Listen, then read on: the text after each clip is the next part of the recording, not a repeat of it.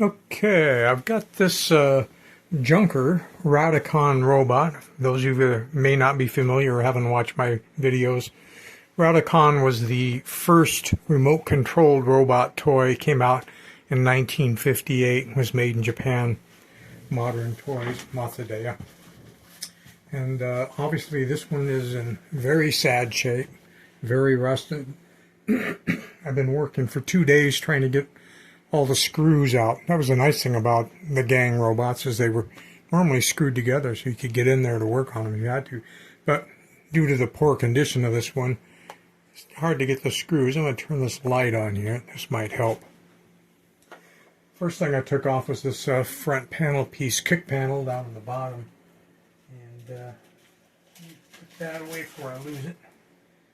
And the next thing is where the batteries go is here in the front, if that shows up at all.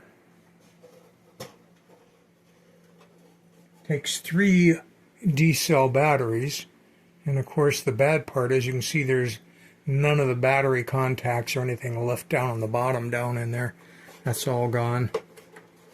And the head and neck, as you can see, is all crushed in. But I've done videos, and I'll put links to a couple of them down below this one. There's one back there I did 10 years ago, back when I was still on dial-up out here, so I had to compress the files and keep it short. But it shows all of the functions and actions of the original Radicon Robot mine out in the hut. And then I did another video where I 3D printed one, but still using the same circuitry. See, the unique thing about Radicon Robot is it is radio controlled, but there are no transistors. There's no semiconductor chips. It uses a Coherer detector. Sometimes people call it a Coherer tube. But it basically is a container, usually glass, but that can be made out of plastic. It'll work either way, with 2 parallel wires inside of it, and then powdered metal, usually powdered aluminum, works quite well, but just about any powdered filings of metal will work. And for whatever reason they're laying on those 2 wires, they don't normally conduct until they see an RF signal, hash, basically. They used a spark gap transmitter to send a signal to the robot, because again, the transmitter doesn't have any transistors or semiconductor chips or vacuum tubes or anything in it either. It's very unique how they made this thing work. So what I was trying to do is, I think I've got all the screws finally off this back plate. So now it's just a question of whether we can bust the rusted parts loose. Because this one here was particularly difficult to get loose. I think we're making some headway though. Anyway, I thought you guys might like to have a peek inside one here.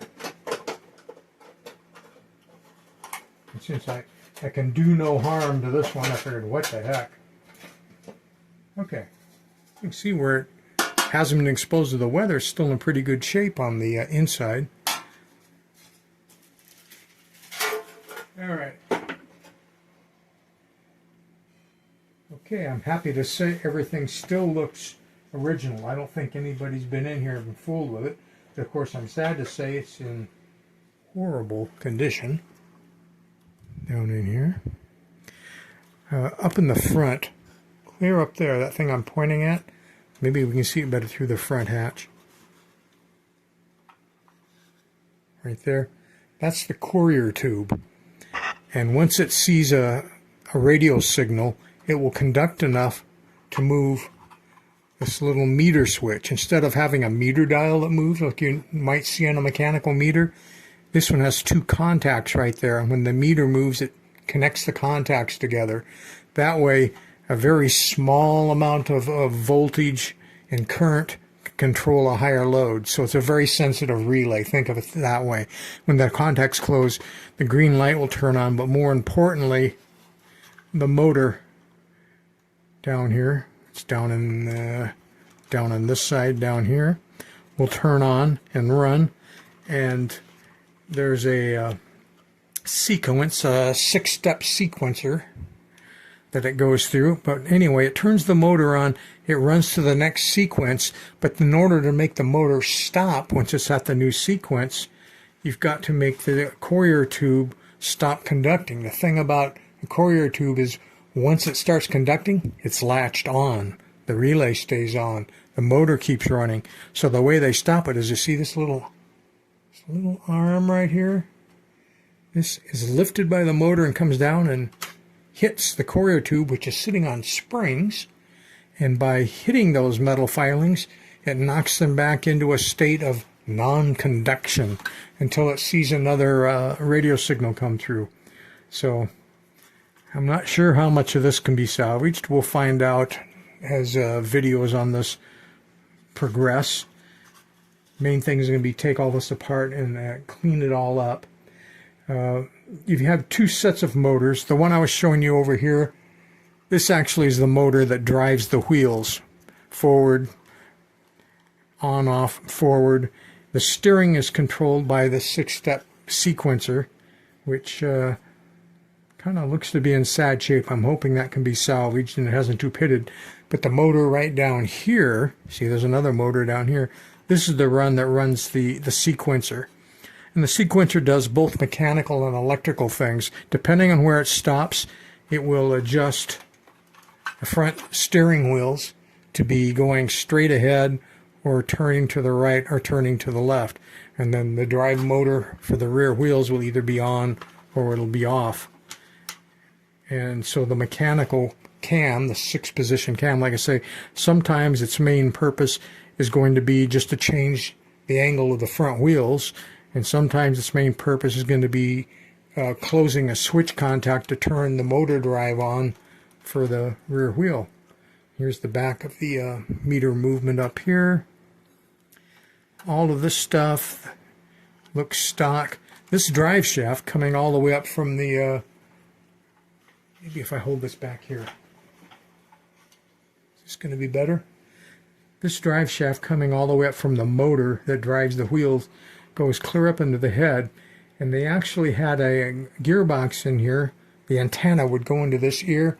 The antenna, which is missing by the way, is as long as the robot is tall. It's a very long antenna and it's very important to the operation of a Radicon type toy. It actually was set to rotate. They mechanically linked where that antenna goes in and would rotate that. And they have this one over here as well. Let's see if any of that, not showing signs. There was also light in the head to light up the eyes and the mouth. And what else? Anything else? I guess the only thing that was phony on the front in this window here is this coil. Like I say, the light comes on. This one looks like it might have been red once, but it's so much corrosion it's hard to say. Normally they're green. And normally these little plastic caps over the meter, they tend to fall off, and once the robot's all together, it's tough to get back in there to put the cap back on. The one in mine out in the Robothut has recently fallen off, just sitting there. But they have linkage also coming up from the motor that drives the drive wheels right here. Here, hold it back here again. It moves this, and that would raise and lower the arms. Each side has its own cam, so they would move out of phase, and that's for making the arms move like a normal robot would move as well. Like I say, the flex drive is just for the antenna rotation part up there. And this circuit board back here is part of the actual circuit. This actually is for noise reduction of the motor. They got 2 coils and a capacitor, which as you can see is pretty much falling apart, so that'll all have to be replaced. But all the parts are there. It's going to come down, well, except for the battery box parts. It'll all come down to whether I can clean the parts up enough to get them going again. And we'll kind of take it from there. But I thought you guys might find it interesting just to see what's inside the rare Radicon Robot from 1958.